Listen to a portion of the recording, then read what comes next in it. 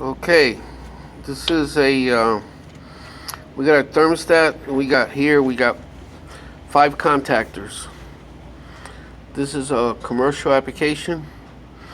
We got the fan, we got compressor number 1, we got fan, which is green, and then we got common, which is brown from the thermostat, and then we got yellow, which is compressor number 1, and then we got a jumper, which is common, and then again we got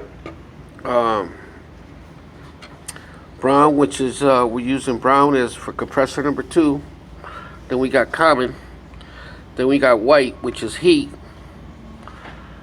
and we got common, black, and then we got the reverse valve. This is a heat pump system.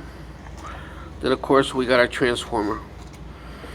It's a good, excellent training tool to train HVACR technicians.